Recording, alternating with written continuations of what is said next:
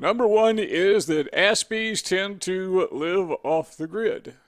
Now, what I'm talking about is not being disconnected, having your power lines cut. I'm not talking about having your own water supply, growing your own food. Now, maybe you do that, and I'm okay with that, obviously, but that's not what I'm talking about. We live in a culture where we are becoming more and more concerned about viruses, and where technology is allowing us and the convenience of working from home. Well, guess what? Aspies are ahead of the curve. We have been for a very long time. I'm talking about multiple generations. That is one of the powers that we have. Maybe we didn't even realize it. That we are, again, we're ahead of the curve when it comes to the work at home phenomenon. Number two is this. One of the powers that Aspies, maybe it never occurred to you that you have this, but people with Asperger syndrome tend to have a innate moral compass. That is, we have a strong sensitivity to what is right and wrong. Now, I got to keep you well aware of the fact that Aspies are people. Now, we're just a little bit off. We talked about that in an earlier presentation, and some people find that a little bit creepy because to them it seems like we're almost human, but not quite there.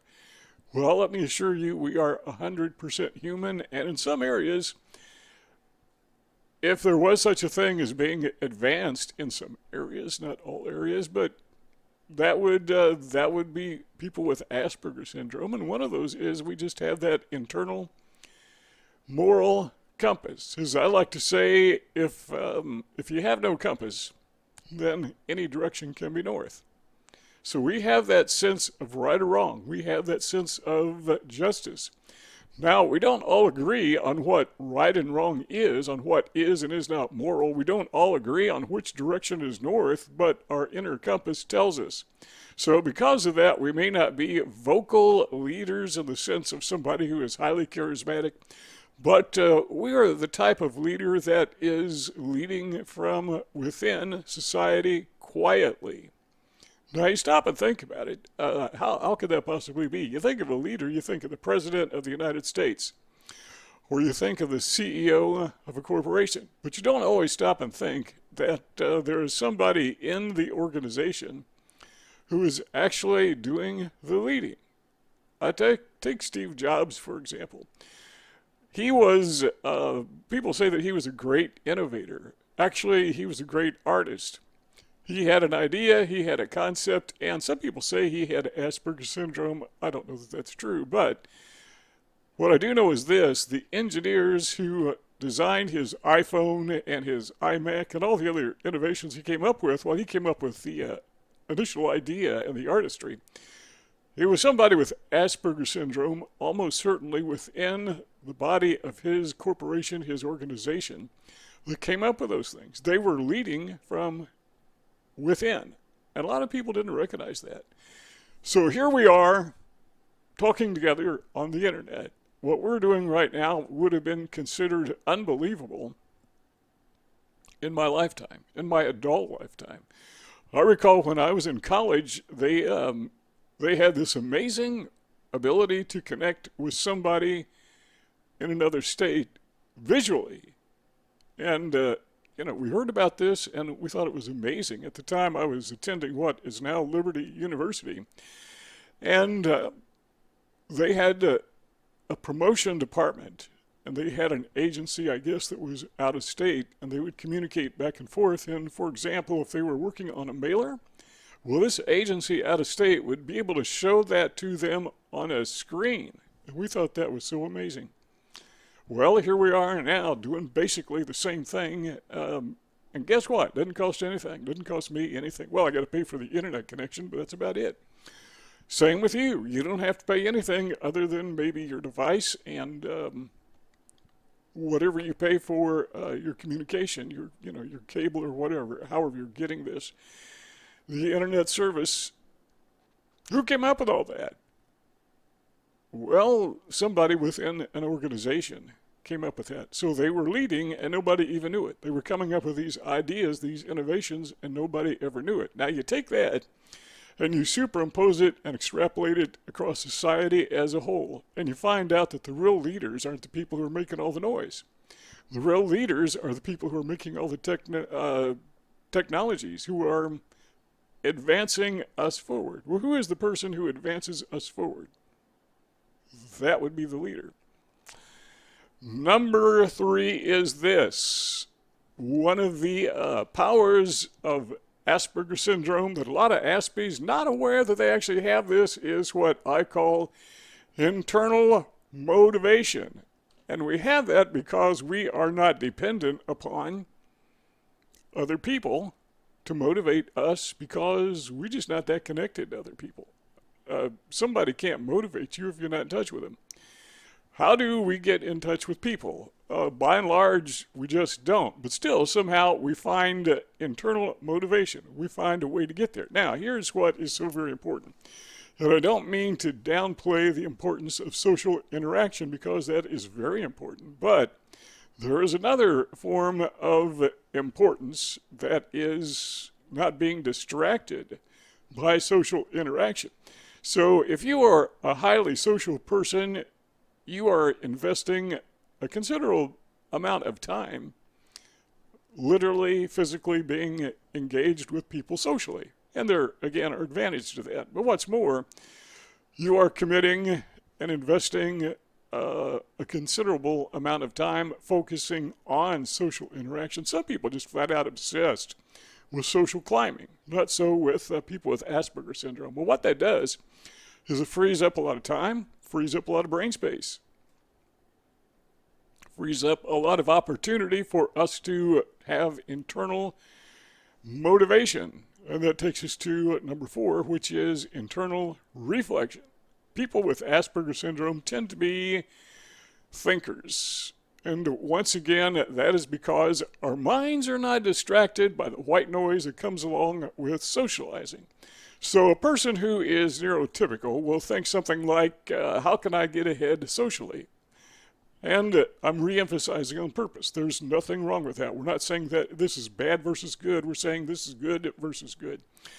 But they will think, how can I get ahead socially? There's a place for that. But people who have Asperger syndrome rather are thinking, how can I solve this problem? Now, as we stop and consider the people that we were talking about earlier who were advancing society from within, specifically technologically, those people aren't thinking about getting ahead socially. I mean, they may be at the workplace, whatever, but chances are their whole idea is getting this job done, figuring this thing out. Now, there may be a little competition with their peers. Who can come up with technology or who can solve this problem before the other guy, you know. So it's like Crick and Watson, you know, discovering the DNA helix. They were the first. They caught on to it. And there was this competition. And I'm thinking of Charles Lindbergh. You know, there was this competition to be the first individual to fly across the Atlantic solo. And he just happened to be the winner. So there is some competition among Aspies, but it's not that intense. And what I call pointless, needless social hierarchy climbing, to me it's pointless and needless, but to them it serves a purpose. Well, that's gone. We don't have to deal with it. And we can focus instead on not only internal motivation, but we can also focus on internal reflection. So people with Asperger syndrome, yeah, we have, according to the people who do research, we have either average or above average intelligence. I'm guessing I probably have average, but most Aspies I encounter a little bit smarter than I am. And we are providing the innovative minds to society. I was going to say culture, but they're basically the same things. So people think of us as space aliens. Is that a bad thing? Space aliens typically are thought of as being advanced. And if you watch my earlier video, the there's this curve where people tend to think of people with Asperger syndrome as a little bit weird, almost like zombies, because they're human, but there's something weird there. Well, apparently nature made us that way on purpose so that we would be excluded, that we would be isolated so that we can get our work done, so we can help advance society. That is not necessarily a bad thing. So you may be thinking, and a lot of Aspies think this, how miserable it is to be excluded. I guess, emotionally, yeah, it is. But there's a purpose for that. There is a reason why we're going it alone. And nature, I think, made a small percentage of the population, anywhere from 1 to 6% of all humans, to have what we now call Asperger syndrome, or high-functioning autism, on purpose. We're one of the cogs in the wheel, put it that way. We are what I would call future home bodies. This is something we already touched on, but as society is moving toward work at home, once again, as we already said, people with Asperger syndrome, we're already at home. I'm at home right now. This is where we are comfortable. This is where we work the best. Now, if you're working in a corporate environment, obviously that's not necessarily true, but more so now than ever before, and that's the way that we're heading. When I started my business, I started at home, started on the kitchen table, and after a year or so, I found out, I need to hire some employees, and I had to get an office. I just was outgrowing my house, and so it went for, until I retired. But then I came back home. As things began to slow down, I downsized the business, and instead of renting an office, figured in my head, for the cost of this cabin, that would be the equivalent of what, 3 years in paying rent? And after 3 years, I'd have it. And now that I didn't have any more employees, who needs an office? So here I am, working at home, ahead of the curve. And we mentioned Steve Jobs earlier. That's where he started. Started in his garage, started at home. We've already been at home. We like to be at home. This is where we prefer to be. So we are in the right place at the right time, and we've just been sitting here waiting patiently for society to catch up with us. Number 6 is sensitivity. We are not obsessed with social pressure, and because of that, we have a sense of sensitivity that other people don't have. For example, most Aspies, and I got to emphasize that no two Aspies are alike. Some of us have certain traits that others don't have. I'll give you a quick example of that. A lot of Aspies seem to have a problem with body language, recognizing body language, and recognizing facial expressions. I've never had a problem with that. I don't always understand why people think the way they do and why they are angry or why they are exuberant. I don't understand that. I don't get it. But I recognize it, so I just say that to say that we're not all the same. But speaking of sensitivity, typical Aspies aren't obsessed with style. And if you are, that's perfectly okay. But I struggled so long trying to keep my hair looking perfect. I'd go through a gallon of hairspray, I think, every month. Obvious exaggeration, but so it was, until a hairdresser called me out and said, I will give you a free haircut. So apparently I wasn't doing it wrong. So my hairdresser now is this gadget called a Flowbee. That's it. I cut my own hair typically once a week. Usually on Sunday is my day to cut my hair. I'm just not obsessed with it. Same thing with style. When I was younger, I really tried to dress stylish.